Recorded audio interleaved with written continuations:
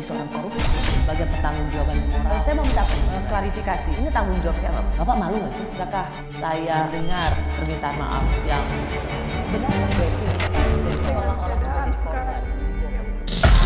Bosel kenapa tuh? Sumpah, kenapa itu?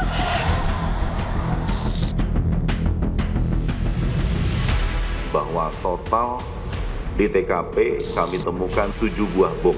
Di TKP 1 itu 2 bom sudah meledak. Di TKP kedua ditemukan 2 bom sumbu bakar, kondisi sudah meledak namun tidak sempurna. Kemudian 2 bom sumbu bakar dengan casing pipa logam 3/4 inci, kondisi masih aktif. Dan 1 buah bom sumbu bakar dengan casing kaleng minuman juga kondisi masih aktif. Dari awal tahun yang bersangkutan sudah mulai melakukan pencarian ya. Perasaan merasa tertindas gitu ya. Lalu yang bersangkutan juga memiliki motivasi dendam terhadap beberapa perlakuan terhadap yang bersangkutan.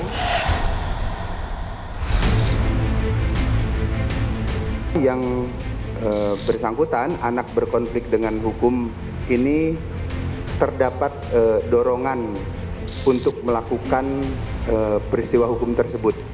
Dorongannya di mana yang bersangkutan merasa sendiri, kemudian merasa tidak ada yang menjadi tempat untuk menyampaikan keluh kesahnya. Baik itu di lingkungan keluarga, kemudian di lingkungannya itu sendiri maupun di lingkungan sekolah.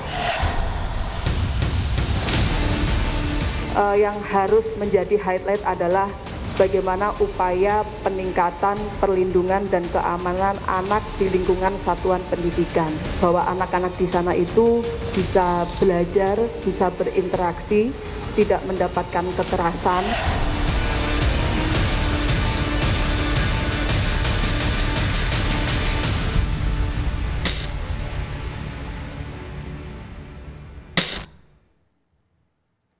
Selamat malam, selamat bergabung di program Rosi bersama saya Rosiana Silalahi.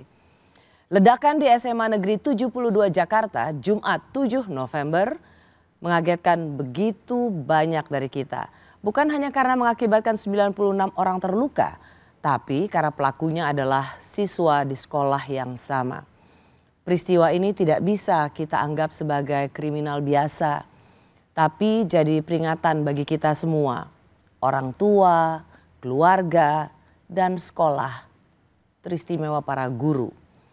Malam ini saya mengundang Direktur Reserse Kriminal Umum Polda Metro Jaya, Kombes Iman Imanuddin, dan psikolog klinis forensik Cassandra Putranto. Selamat malam Pak Iman, Malam. Pak Cassandra, long time no see.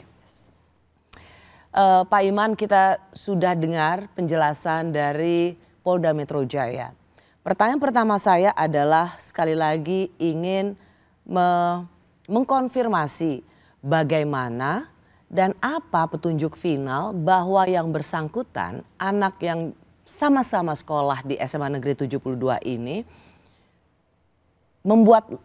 merakit bom, membuat ledakan itu karena motifnya adalah perundungan atau bullying. Dari mana polisi bisa kemudian menetapkan inilah motif tunggalnya? Ini Mbak, jadi pasca kejadian itu kami kan melakukan upaya pemeriksaan terhadap saksi-saksi yang ada.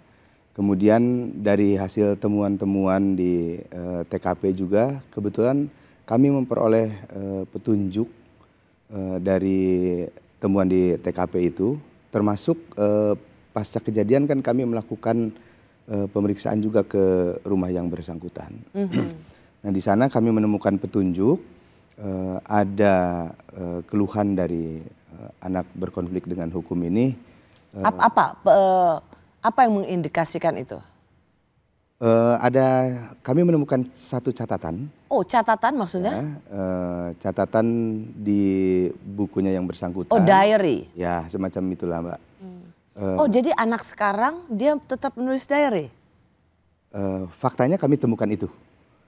Di sana ada semacam keluhan dari yang bersangkutan itu bahwa merasakan sendirian, kemudian tidak memiliki teman, teman untuk curhat atau berkeluh kesah gitu kan. Akhirnya mencari cara sendiri. Oke, jadi Pak Iman, ia punya semacam catatan harian atau diary yang rasanya untuk anak sekarang itu jarang. Ya. Mungkin kalau anak remaja di tahun 80-an ya, tapi ia menuliskan itu. Betul. Sejak kapan? Kalau di catatannya itu sejak yang bersangkutan masuk SMA.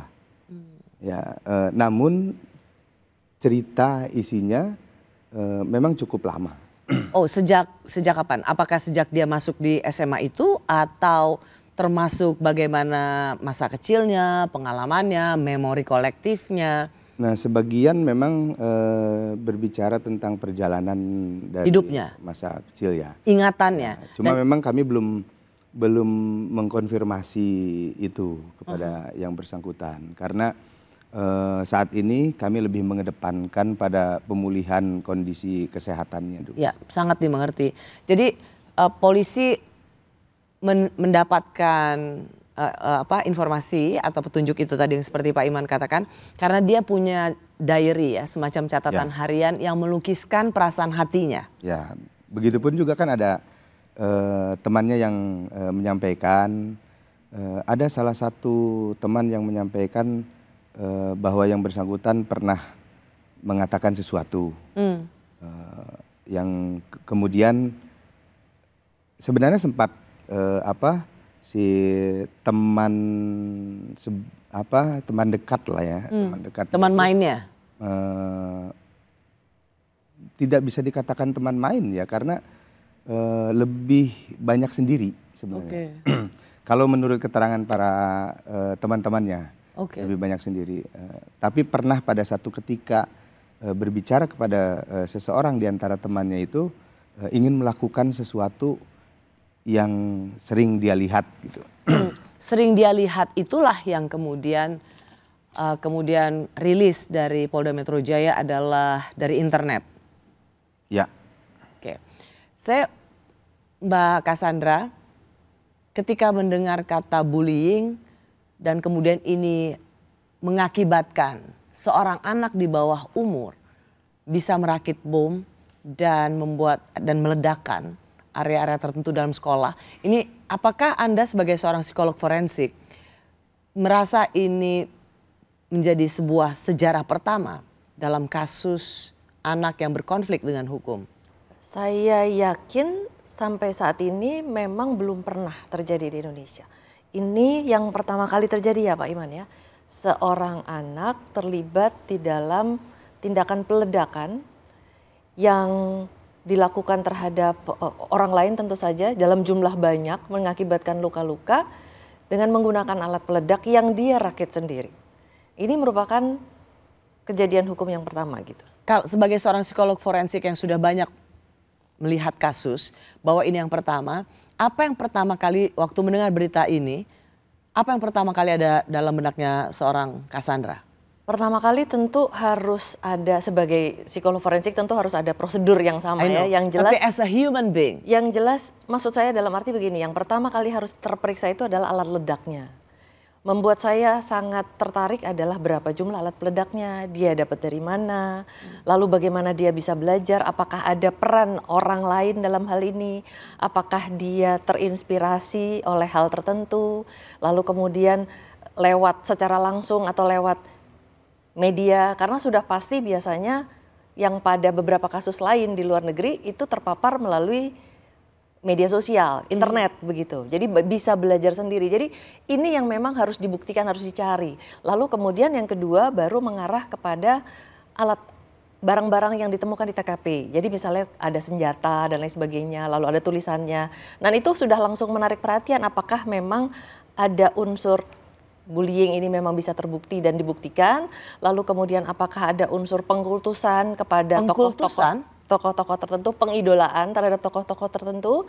Lalu kemudian yang ketiga yang paling menarik tentu adalah profil psikologis dari anak ini sendiri. Pertanyaan saya begini Mbak Cassandra, saya pernah mendengar statement Mbak Cassandra, Anda tidak terlalu yakin kalau motif utamanya adalah perundungan atau bullying. Betul. Apakah Anda masih tetap belum yakin bahwa bullying adalah motif utama anak berkonflik dengan hukum ini merakit bom dan melakukan ledakan, atau sekarang ada perubahan dalam pernyataan Anda? Saya masih meyakini karena ada faktor berikutnya yaitu profil psikologis yang belum terjawab sampai saat ini. Yang itu saja harus menunggu hasil pemeriksaan psikologi forensik. Mengapa itu menjadi penting ketika si anak dalam catatan hariannya mengaku bahwa dia dibully, lalu dia mengalami kesepian, tidak punya teman untuk berkonsultasi. Mengapa sebagai seorang psikolog forensik Anda tidak memandang ini sebuah faktor yang penting? Seorang anak bisa melawan atau melampiaskan dendamnya dengan cara yang sangat ekstrim. Karena konstruksi berpikir seorang anak, apalagi masih di bawah umur dalam hal ini, tentu ada hal-hal yang harus kita pastikan. Ini yang memang harus diperiksa, bagaimana dia memaknai kejadian-kejadian di sekitarnya. Atau yang selama ini. Betul, bahwa apakah memang sesuatu yang terjadi itu adalah sebuah realita atau di dalam bayangan pikirannya dia sendiri, atau apakah memang sudah terjadi. Bullying itu, perundungan itu kan berarti luas, ada perundungan fisik, psikologis, verbal, sosial, diasingkan dan lain sebagainya. Nah, semua itu harus terbukti. Dan yang paling penting adalah bahwa pemicu, saya bertanya nih, apakah ini penyebab atau pemicu? Kalau misalnya memang pelakunya adalah teman-teman di SMA 72, apakah ini akan menempatkan teman-teman di SMA 72 sebagai pelaku perundungan, sementara akhirnya pelaku peledakan ini juga akhirnya menjadi korban perundungan. Tetapi kalau misalnya ternyata juga melibatkan riwayat perundungan, artinya sudah terjadi dari SD, SMP, atau mungkin di rumah, atau di lingkungan keluarga, bahwa yang bersangkutan ini adalah korban. Nah, kita kembali lagi kepada konstruksi berpikir. Tapi Anda sedang tidak melindungi kepala sekolah, para guru dari SMA 72 kan? Tidak, artinya kami tentu saja sebagaimana terbiasanya psikolog forensik bekerja sama dengan kepolisian, kan kami mencari bukti. Ya. Kalau bukti itu belum ada, tentu belum bisa menyampaikan kepada publik bahwa itu udah pasti. Ya, dan sebenarnya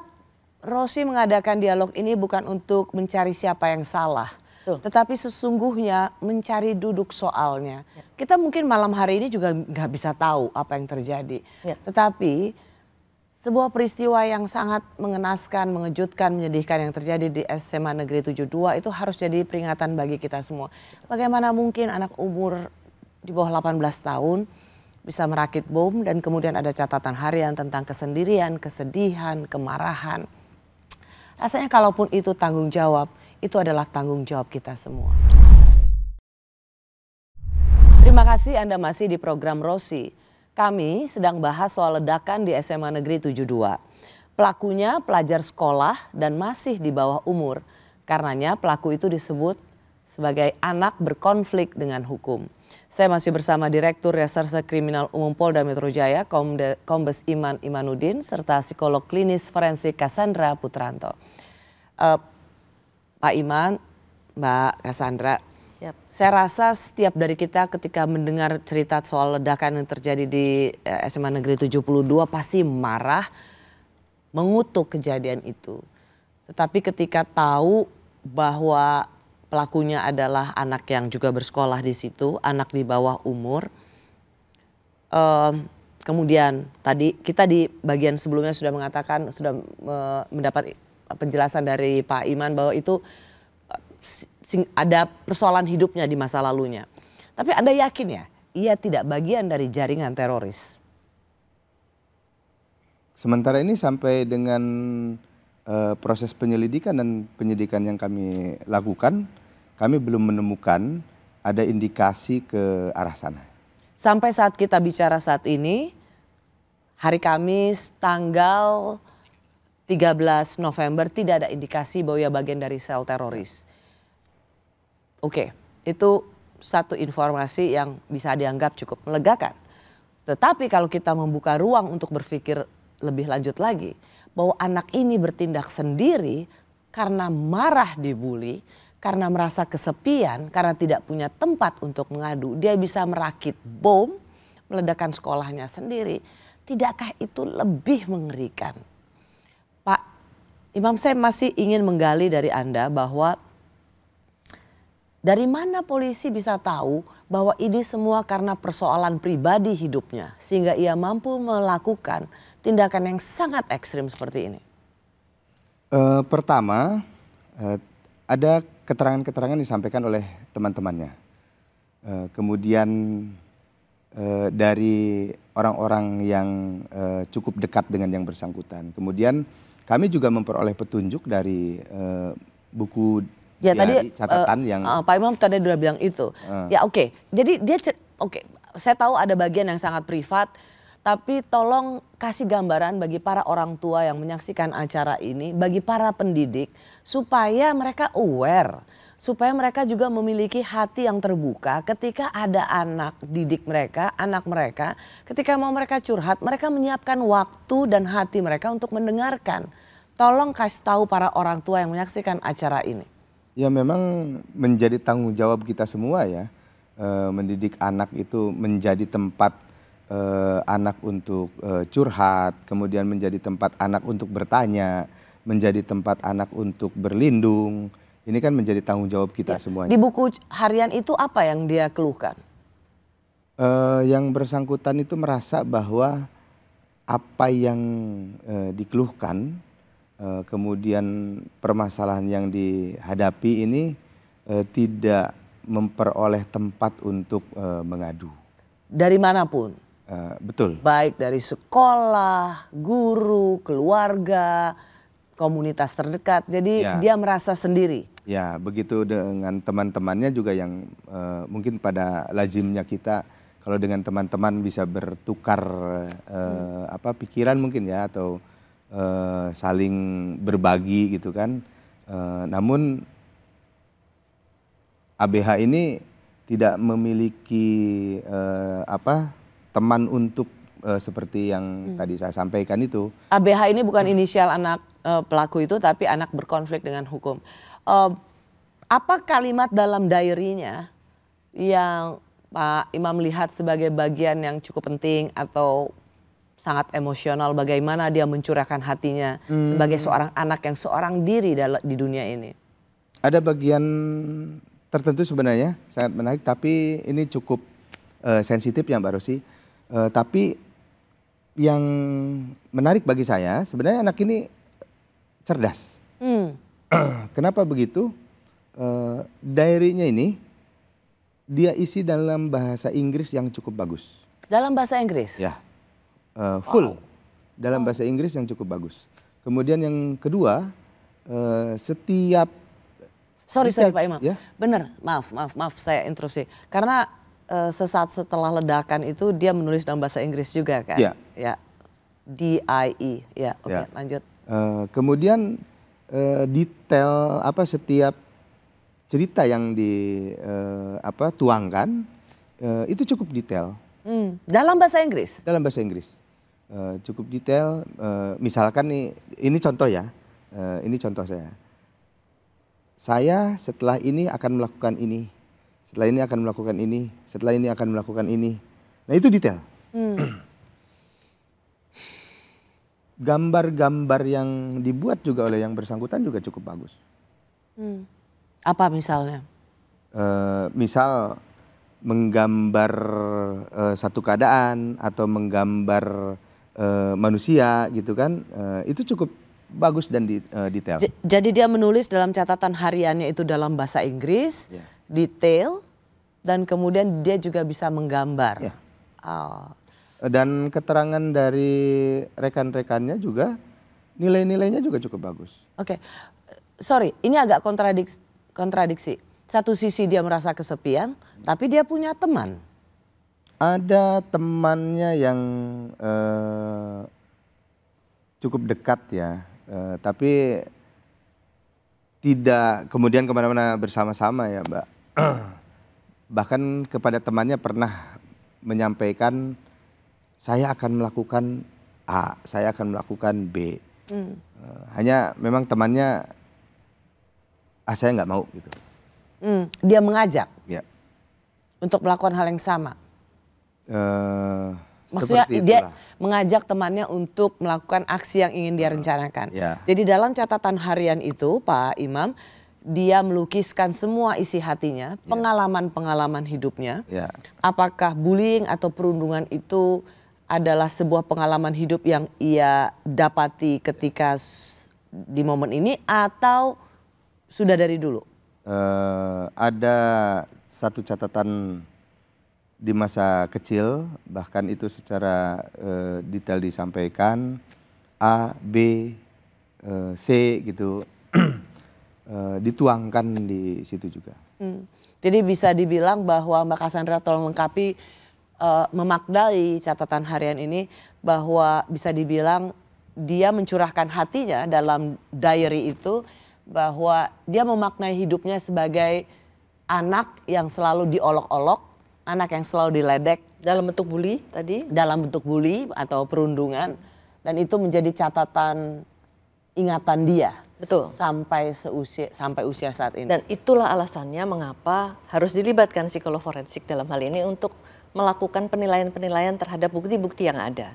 Baik dari sisi keterangan teman-temannya, orang tuanya, fakta-fakta yang ada, tulisan-tulisan tangannya. Karena kita bisa melihat anak ini cerdas secara intelektual.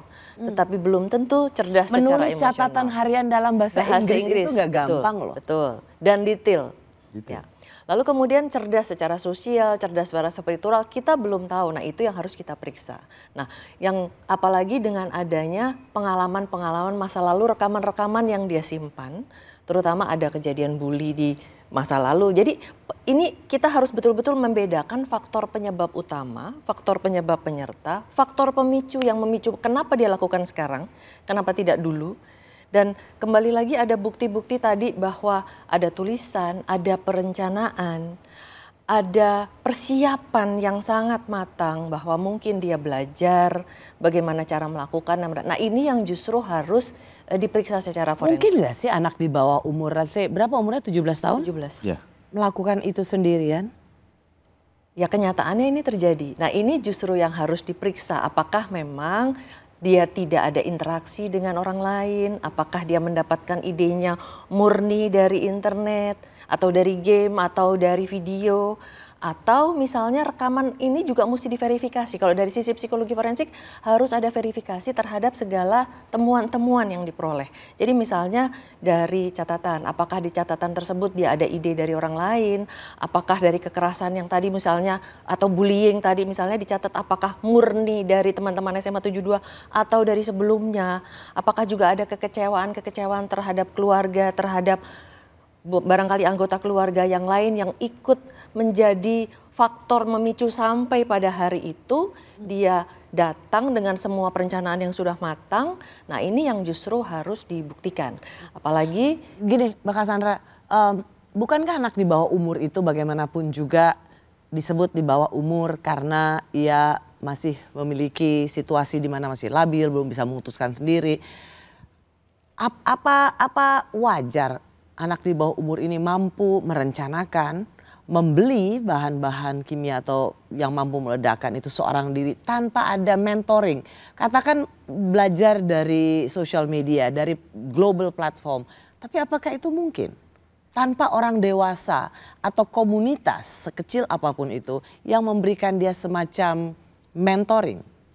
Jawaban saya yang pertama adalah pasti dilengkapi oleh kapasitas intelijensi yang karena anak cukup. ini pasti cerdas. Cerdas. Lalu kemudian di zaman sekarang ini sangat mudah sekali untuk mengakses informasi-informasi, muatan-muatan, ide-ide, dan persoalannya adalah ketika ada kebencian yang dari masa lalu bertumpuk-tumpuk, yang tidak terselesaikan dan anak ini sendiri juga tidak punya ruang untuk menyampaikan.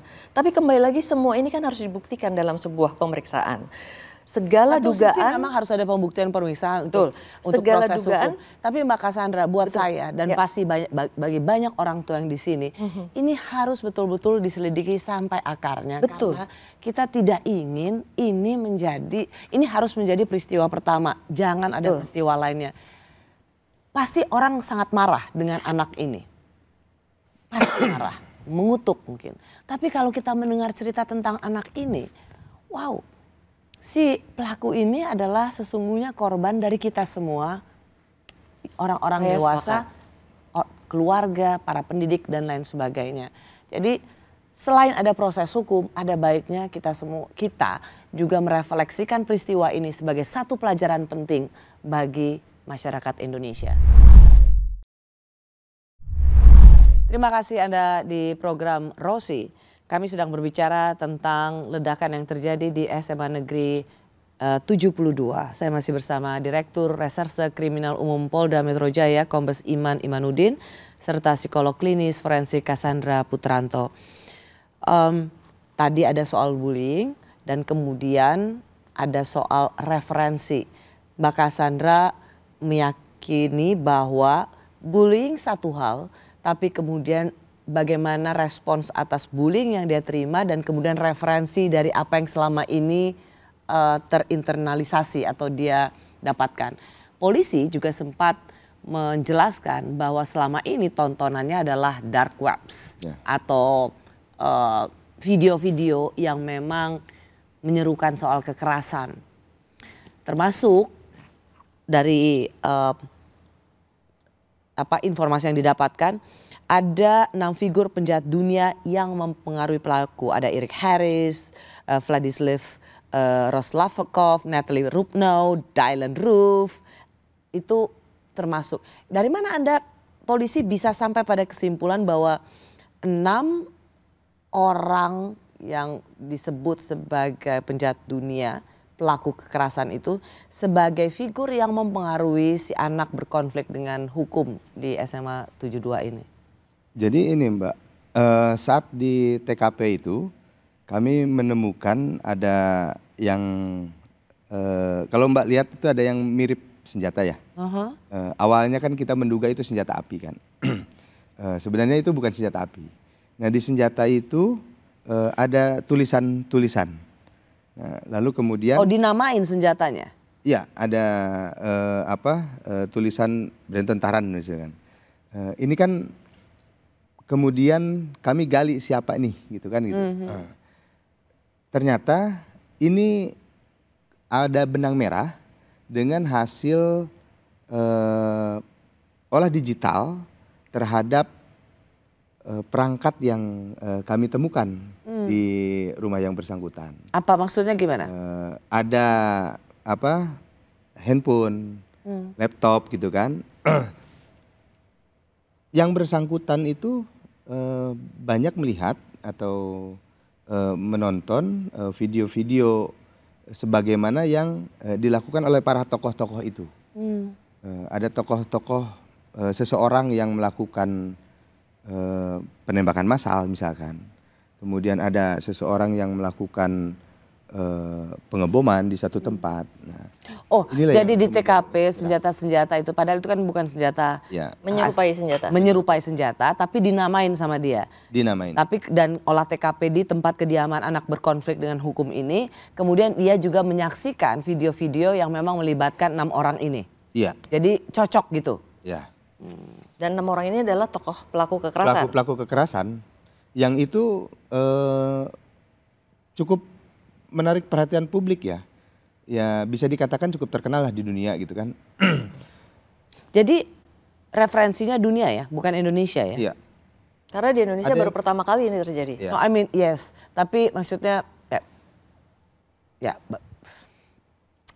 artinya memang anak ini referensinya bahasa Inggris, media internasional, visual-visual kekerasan yang memang basisnya di luar negeri. Tutorialnya juga dalam bahasa Inggris. Itu kan ada yang terjadi di New Zealand ya, yang terjadi di Italia, ada yang di Kanada. Terjadi di Kanada gitu kan. Dan itu tercatat di yang tadi mirip senjata itu. Dan ini yang menjadikan kasus ini menjadi semakin kompleks. Berarti mungkin ada bullying, saya harus menyatakan ini mungkin karena belum terbukti, walaupun sudah ada temuan-temuannya. Tapi itu kan harus diverifikasi. Ternyata ada hal lain dalam hal ini, paparan, kemudian mungkin pengaruh, kehilangan karena kedua orang tua. Nah, ini yang nanti harus dilakukan pemeriksaan secara mendalam dan ditentukan mana yang memang merupakan faktor penyebab utama, faktor penyebab penyerta atau pemicu. Kenapa dia lakukan itu sekarang? Bahwa mungkin memang ada bullying, sekali lagi mohon izin saya harus menggunakan kata mungkin karena belum terbukti. Kalau nanti sudah terbukti, bukan berarti membenarkan ya, bukan berarti kemudian membenarkan dan bukan berarti menolak, oh iya. bukan.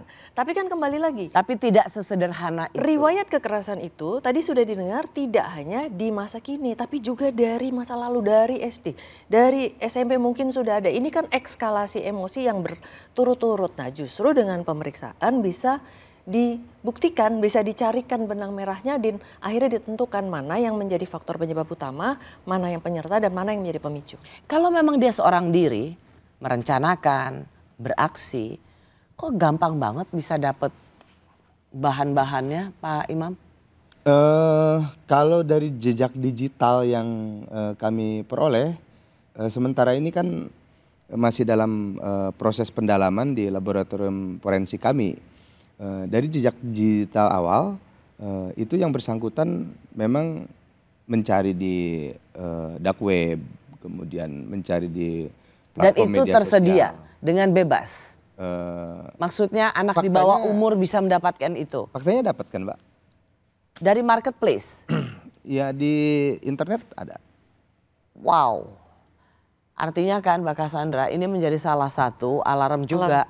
Gak bisa gitu. Anak di bawah umur bisa membeli bahan-bahan kimiawi yang bisa dirakit sebagai bahan peledak. Dan dia bisa mendapatkan itu dengan bebas. Bukan karena dia datang ke satu tempat, ketemu sama orang, diajarin. Enggak.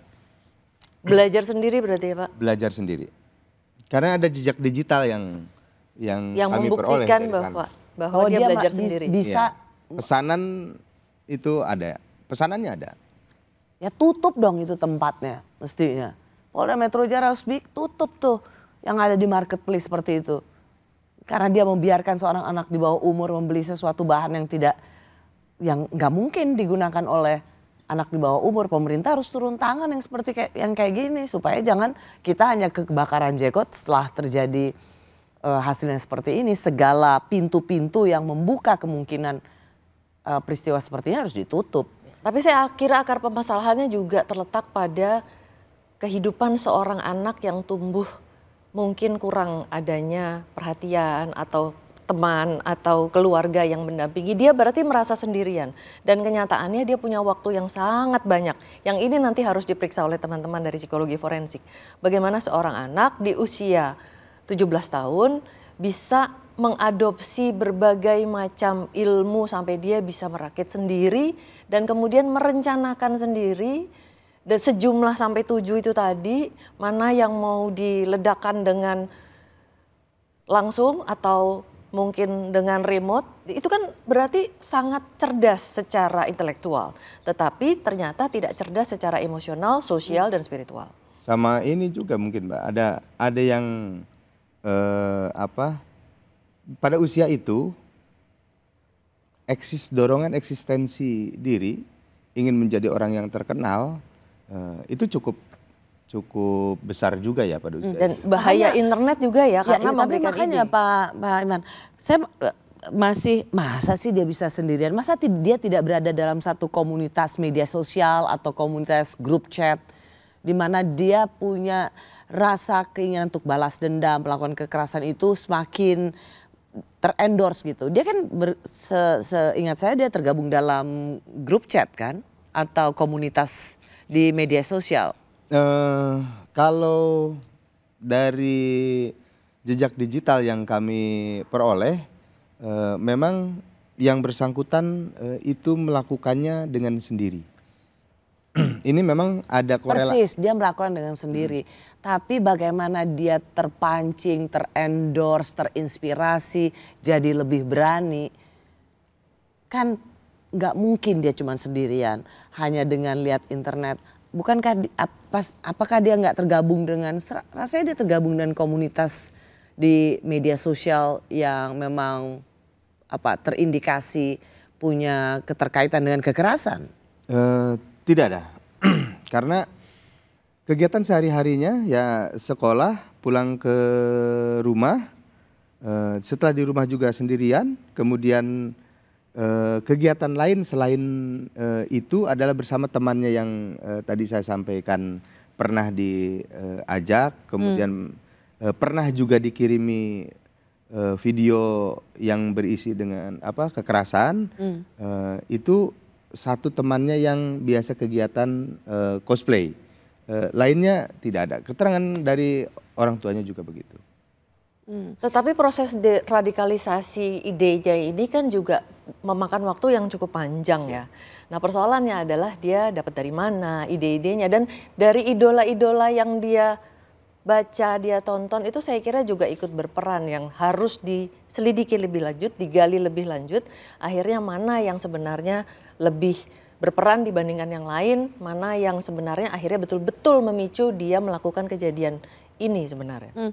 Karena kalau tidak salah memang dalam rilis Polda Metro Jaya semacam ada penjelasan yang bersangkutan juga mengikuti sebuah komunitas media sosial yang bisa dikatakan di situ juga mereka sangat mengagumi kekerasan. Jadi dia sendiri juga bergabung di media sosial yang memang memiliki ketertarikan dengan kekerasan. Oke lah, katakan antara ya dan tidak. Tetapi artinya ia seorang yang cerdas, merasa kesepian, dibully, diolok-olok, diejek sejak dahulu kala, tidak punya tempat untuk mengadu, tidak merasa punya keluarga di mana ia bisa melampiaskan kesepiannya, kesedihannya, dan kemudian membalas itu semua dengan cara meledakkan sekolahnya. Rasanya ini tidak saja harus buat saya soal pemidanaan, silahkan karena ada korban. Tetapi yang lebih penting adalah para psikolog forensik tolong membantu untuk melakukan penelitian. Karena si pelaku ini juga adalah menjadi korban dari anak-anak kita semua.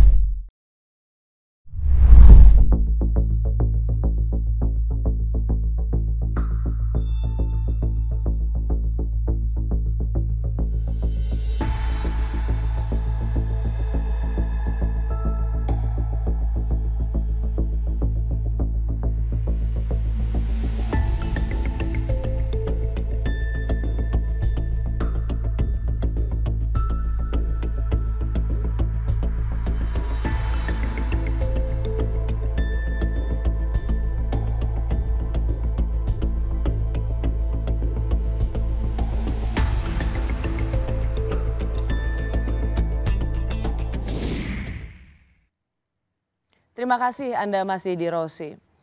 Kita sedang bicara soal apa yang terjadi di SMA Negeri 72. Dan di bagian ini saya ingin mengajak Anda juga untuk melihat fenomena yang terjadi di negara lain. Seorang remaja berusia 16 tahun asal California, Amerika Serikat, mengakhiri hidupnya diduga setelah mengikuti tindakan sesuai saran ChatGPT. Saya masih bersama Direktur Reserse Kriminal Umum Polda Metro Jaya, Kombes Iman Imanuddin, serta psikolog klinis forensik Cassandra Putranto. Pak Iman dan Mbak Cassandra, saya ingin menarik ini juga pada fenomena global. Di tengah gempuran teknologi yang terjadi, AI, ChatGPT dan semuanya dipermudah dalam kehidupan kita. Tetapi ternyata ada resiko atau harga yang harus dibayar yang juga harus kita antisipasi. Kalau tadi kita lihat apa yang terjadi di Amerika Serikat, seorang anak curhat dengan ChatGPT. Dia merasa sendiri, dia merasa kesepian, dia tidak tahu harus datang kemana, maka dia bertanya pada ChatGPT. Dan ChatGPT itu menyarankan ia untuk mengakhiri hidupnya. Kenapa ini cukup relate saya tanyakan pada Mbak Cassandra? Karena penelitian saat ini memperlihatkan anak-anak Gen Z lebih senang curhat dengan ChatGPT daripada dengan seorang psikolog. Ternyata saat ini ketika mereka lebih mudah dengan ChatGPT, mesin yang diajak bicara bisa memberikan jawaban bahwa ya, it's okay untuk mengakhiri hidupmu. Saya baca berita ini, saya mau nangis. Ketika kita overrated dengan AI, overrated dengan seluruh kemajuan teknologi, itu bisa dibayar dengan nyawa anak manusia. Makanya saya tuh, anyway, go ahead. Itu alasannya memang artinya peran orang tua sangat penting untuk pengawasan tumbuh kembang anak. Karena sebagaimana kalau di dalam psikologi kita mengenal anak bayi lahir itu bagaikan kertas putih. Dan tugas orang tua, ayah, ibu secara lengkap sebagai pilar keluarga, lalu kemudian masyarakat sekitar, terutama juga media, termasuk pemerintah dalam hal ini juga pasti berperan untuk bisa memastikan proses tumbuh kembang itu berjalan dengan lancar Dan saya rasa gini, dan Mbak, bebas dari kondisi seperti ini. terlepas seberapa menyebalkannya seorang psikolog, tidak semuanya psikolog menyenangkan, tapi paling tidak kita bicara dengan manusia. Datanglah ke manusia. Jadi siapapun teman-teman yang punya masalah, jangan bertanya tentang masalah pribadimu pada ChatGPT. Karena itu mesin. Betul. Dan masalahnya kan kembali lagi mereka tidak punya sisi humanistiknya. Nah, mereka hanya menjawab secara otomatis dan persoalannya apa yang mereka pernah terekam lalu kemudian itu keluar. Tidak ada analisa secara manusiawi. Nah, ini alasannya mengapa peran keluarga sangat penting. Nah, ketika dinding dan pilar-pilar itu tidak ada, proses tumbuh kembang anak menjadi tidak bisa kita harapkan untuk tumbuh secara sehat, fisik dan mental. Kecerdasan itu kan tidak hanya intelektual saja, tapi ada mental, emosional dan sosial. Kenapa saya mengutarakan fenomena ini? Karena ketika dengan seluruh kemudahan global platform teknologi informasi, AI, chatbot dan lain sebagainya, ChatGPT, bisa jadi loh ketika si anak berkonflik dengan hukum ini, dia bertanya nih pada ChatGPT, saya sering dibully, bagaimana saya melawan? Karena tidak mungkin seseorang sekali lagi di masa yang dengan mudah mendapatkan informasi benar-benar sendirian, pasti dia punya teman berkomunikasi. Teman, apakah itu manusia seutuhnya atau memang hanya berupa mesin atau artificial intelligence.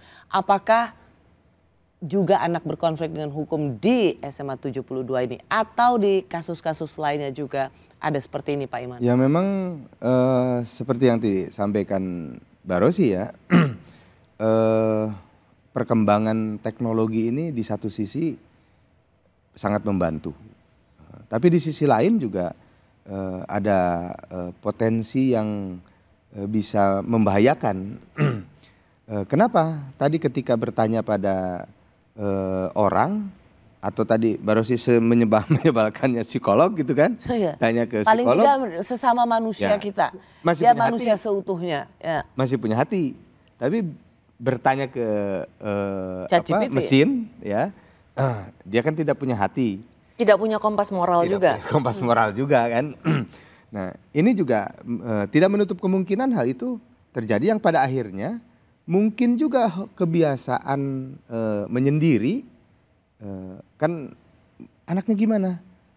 Oh anaknya pendiam, penyendiri. Ternyata temannya mesin, tidak menutup kemungkinan untuk itu. Ya. Makanya kami juga dalam proses penanganan permasalahan ini juga kami gali seluas mungkin, sedalam mungkin temuan-temuan apa yang terjadi di balik itu semua. Ya. Baik itu yang termasuk kalau ada dark webs atau apapun, marketplace di mana seorang anak di bawah umur atau siapapun bisa membeli bahan kimia yang bisa merakit kemudian bahan peledak, tutup dong. Ya. Supaya kalau kita juga bisa mengantisipasi kalau itu kan. Kita polisi atau kita semua hanya bisa terkaget-kaget ketika orang biasa apalagi anak di bawah umur bisa membeli barang dengan bebas dan dia bisa merakit bahan peledak. Jadi semua juga harus cepat bertindak. Rasanya apa yang terjadi pada anak berkonflik dengan hukum di SMA 72 ini harus membuka mata bagi kita semua. Ini nggak main-main.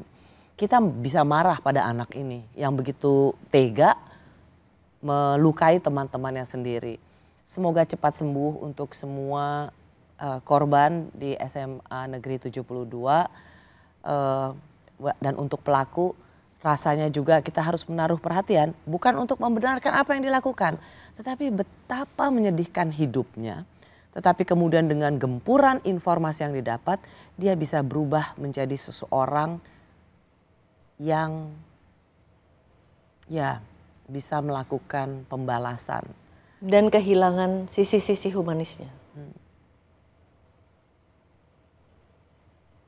Anak ini pelaku, ia juga menjadi bagian dari korban di SMA 72.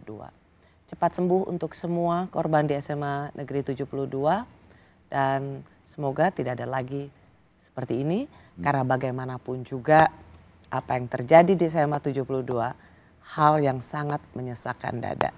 Terima kasih Pak Iman. Terima kasih Pakat. Mbak Rosi. Kak Sandra, terima kasih. By the way, semenyebalkan-nyebalkannya seorang psikolog, datanglah ke seorang psikolog, dia tetap seorang manusia, jangan ke ChatGPT. Terima kasih sudah menyaksikan Rosi, kita jumpa lagi Kamis depan, tetaplah di Kompas TV, independen terpercaya.